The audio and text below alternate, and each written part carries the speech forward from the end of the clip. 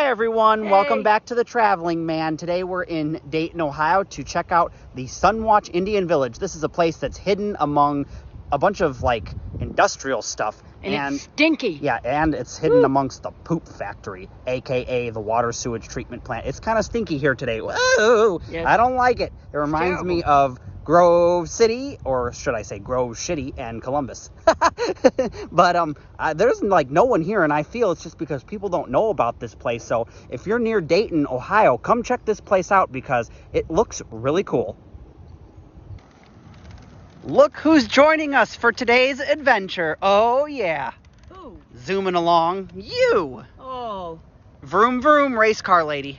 Yeah, until I have that surgery, I gotta use my walker. Maybe even afterward, because it lets you walk longer. Yeah, Anyway. Maybe a little bit. Here's what the front of the Sunwatch Village Museum looks like. Yeah, it's a really nice looking building. They have all these signs here. This place kind of looks like it doesn't get much love, though, because I'm noticing signs are kind of faded out and like things haven't been quite maintained, but still looks like a cool place. We're it, people.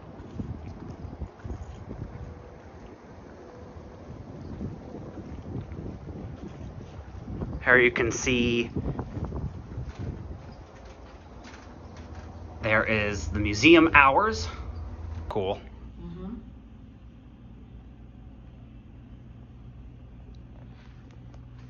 Yeah, these are made out of bamboo. Mm-hmm. Those are pretty cool. Yeah. Rocks and minerals. You want to go? Let's go into the exhibition gallery.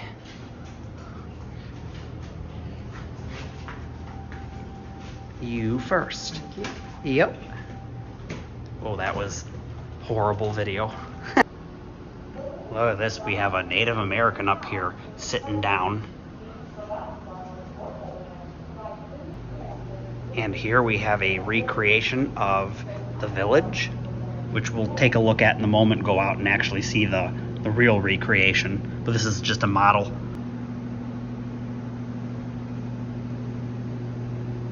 I always find these Native American museums kind of fascinating. They're kind of cool to go back in time and see certain things.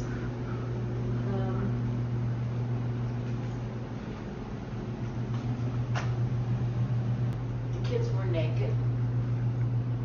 We're standing in front of a replica portion of Big House, ceremonial lodge located on the west side of the village. Sunwatch villagers used murals to the extent later Indians did.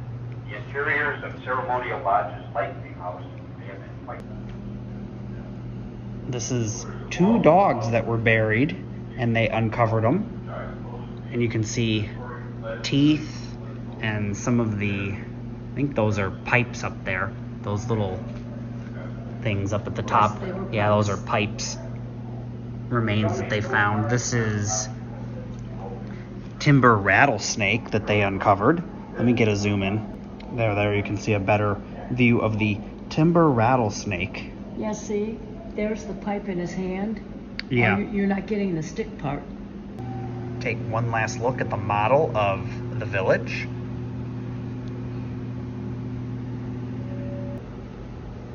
Here they have some Native Americans working the cornfield The children. with the children sitting down there munching on some corn. Yeah, this place has quite a bit of artifacts. I believe this is one of the biggest archaeological finds of Native American artifacts, at least in all of Ohio. Wow. So here's a recreation of a dig site that they would have been doing back in the 70s. Oh, look at the floor. Trees. Oh yeah, these are, I guess these are supposed to be like the posts that they had in the ground for all the Indian village buildings or huts.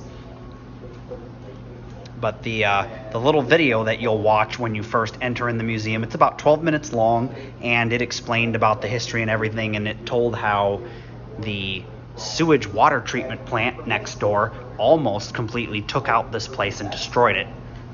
but they were able to save it and put it on the National Historic Register.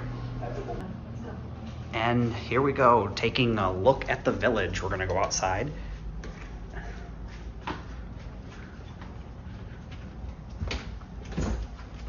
Oh, wow. Look at this. This is pretty cool. Got this big porch-like thing. And you can just come right out here and take a look at the village from way up high. This is way cool. Oh, this is pretty cool.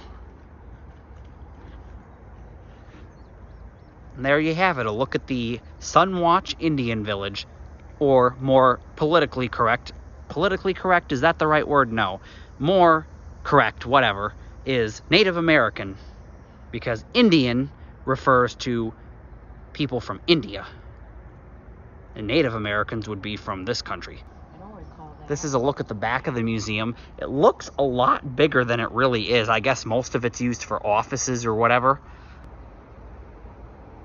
So when you come here, they've got plenty of signs that tell you all about the Sunwatch Indian Village and the people that inhabited it. This is Fort Ancient, I guess, was like a whole area of Native Americans throughout Ohio. And I have been to the Serpent Mount. It's by Heath, Ohio, Newark area. Pretty cool place. But no one really knows what happened to the people of the Sunwatch Village. They just sort of disappeared without a trace, which is kind of odd. Why? Turn around. Why? What is going... There's like an anomaly here. What? You should look at your hair. It's like... It's like a weird... I was like walking right along this, and this is wood. Okay? Yeah. And I felt like an electrical shock, and I was like, what? But look at that. What, the static? Yes. Well, how come you're not all staticky?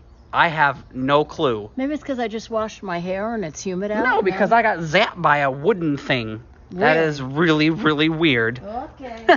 I mean, there is some metal poles in here, but I'm not going to touch them. It was like right back in that area there. Weird. What? It's a runaway walker. Okay. What I was going to say is... Yes? What I was going to say is this is the path that leads down to the village, and we can actually go inside the village and explore it and notice all of the informational signs that they have here along the path. But the path quickly turns into, I don't know if that's wood chips or dirt or what it is, but the walker lady's going to have to go off-road. Whoa, whoopee. We use in our garden. There you can see the museum back off in the distance. Oh, wow. She's off-roading it. Oh, shut up. No, I don't want to show. We're having fun here. All I got is a butt shot. Oh, this Well, is then get in front of me. kind of squishy. Yes, it's squishy because it's rubber. I know. Oh, well. Good thing it's rubber.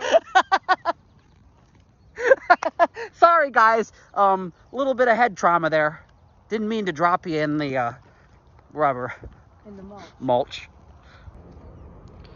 So the people of the Sunwatch Village mainly ate corn, but they also ate things like beans and, you know, other things like that, but mainly corn. They had squash. And I think this is supposed to represent some of the garden stuff that they might have grown there. I see some little yellow flowers right there that are kind of cool. Let me get a zoom in. Yeah, so you can see the little yellow flowers right there. I think those are squash or something. Powwows. Tell 'em to Check the calendar. out the calendar of events if you want to come out here and see a powwow Native American festival Indian dance. I have seen those before. Can't remember where, but I know I've seen them before. The people of the village would have traveled in hollowed-out canoes because the village is located along the Great Miami River that runs through Dayton. And this is what one of their canoes would have looked like. So this is one of the community huts, and that's why it's larger than many of the others. And this is where they would have had all kinds of gatherings. I know why they had arthritis really bad. Sleeping on those. Yes, that would not be a fun place to sleep. So this is where they would have slept. These are the beds. Not very comfortable. There was all their firewood that they could put into the pit here for cooking and or light. They use their beds also as tables and seats during the day. Yes. And there's some of the animal pelts that they would have skinned for clothing in the wintertime. Here's another example of one of their huts. I think this would be more like just a house that someone would have lived in or a family would have lived in. So yeah, this sign talks about what it's like to live in one of these huts. I would have actually hated it. But I mean, back then, if that's all you had, it's better than being out in the open elements, I suppose. Here you can get a little bit of a look inside.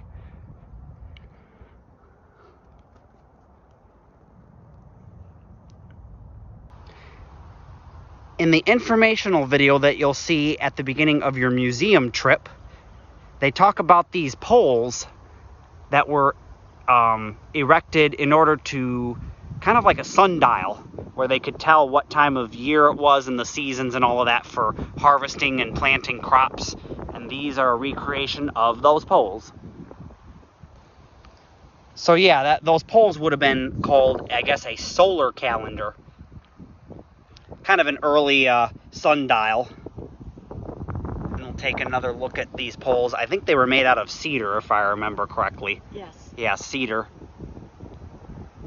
Oh, those are huge. And you wonder how people with no modern tools or anything would get something stuck in the ground that's that big. Like, wow. Because there's no way that I could lift something like that or even budge something like that by myself. I'm sure they would work as a team. The village had 25... Wait, what? What? The village had 25 huts. Say that again? The village had 25 huts, and there were approximately 6 to 10 people in each hut, so you're figuring about 250 people lived here. That's kind of a lot. That's a lot of people, yeah, for this small of an area.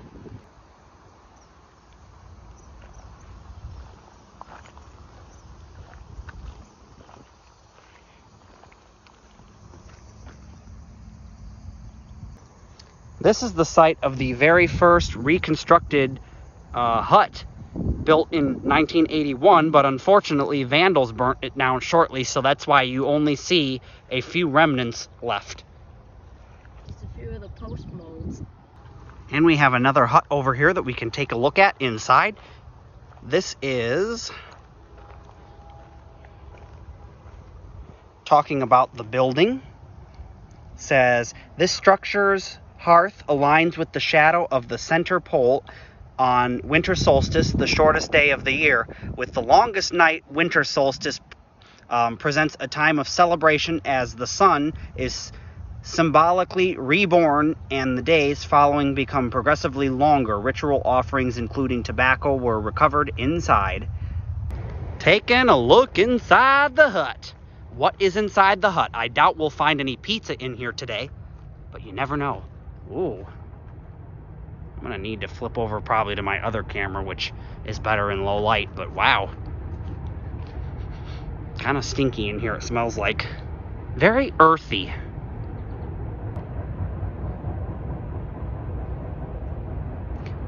In fact, I will not be switching over to my other camera because I want you to get an idea as to how dark it is. So if the video quality is very poor, that's because that's how little light is in here.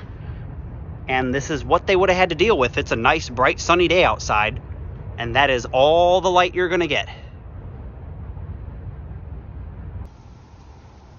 I really hate to kind of have to talk about this, but I wanted to bring it to everyone's attention because I kind of feel like this place is not getting any love. Like, it's kind of being neglected. No one visits it, and like, they really need some funding here. I know it was like $13 to come and see this place, which you might think is a lot, but you know, maintaining a place like this is expensive, so come out and support the place because we need to preserve our Native American cultural history in this country. Not enough is done to preserve it, and there's not enough museums for it. I mean, I've been to some that are really huge and well funded, but give you one last look at the Sunwatch Indian Village. Also, if you're in the Dayton area, don't forget to check out the Boonshoft Museum of Discovery. I think it's like a little children's museum. There's a little zoo. I've never checked it out before, and maybe I'll have to do a video on it. If this video gets enough likes and views, I'll definitely do that. Ooh, they have a science theater, fiery demonstrations in the Do Lab, and dynamic images of Earth and space in the Carl D. Phillips Space Theater. Sounds like a neat place to go. Yep. Thank you guys for coming along as we took a look at the Sunwatch Indian Village here in the Dayton metro area. My main reason for coming out here was because she wanted to kind of get out of the house for a little bit, and, you know, staring at four walls day after day after day is not a good thing, and I kind of enjoyed the place. What did you think about this place? I enjoyed it. I like history. Yeah, see, I like coming back and seeing what our history was, and I mean, before the British invaded and all of that kind of stuff, back to our real true roots of America. So if you enjoyed this episode, then give the video a thumbs up, like, comment, subscribe, and all of that kind of cool stuff. Don't forget that little bell, ding, ding, ding, ding, because you want to be notified about future episodes on all of my channels. Yep. Thanks, everyone, and Bye. I'll see you again later. Bye.